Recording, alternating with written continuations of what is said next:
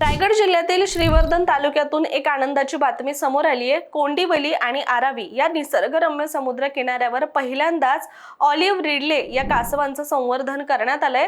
9 मार्च ते 14 मार्च दरम्यान तब्बल 113 कासवांची पिल्लं सुरक्षितपणे समुद्रामध्ये सोडण्यात आली आणि हा सगळा उपक्रम वन विभाग, ग्रामपंचायत आणि स्थानिकांच्या मदतीने पार पडलाय।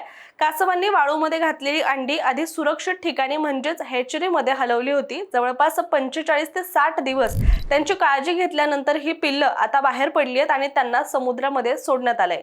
या सगळ्या काळामध्ये कासव मित्र आणि गावकऱ्यांनी गस्त घालून अंड्यांचं संरक्षण केलं आणि या उपक्रमामुळे आरावी आणि कोंडवली हे समुद्र किनारे सुद्धा आता प्रसिद्ध होतील असं बोललं जातंय। त्याचबरोबर भविष्यामध्ये इथे कासव महोत्सव सुद्धा होण्याची शक्यता वर्तवण्यात आली आहे। दरम्यान समुद्र किनाऱ्याची स्वच्छता राखणं, प्लास्टिक टाळणं आणि कासवांच्या घरट्यांचं संरक्षण करणं ही प्रत्येकाची जबाबदारी असल्याचं आवाहन सुद्धा वन विभागाने केलेलं आहे।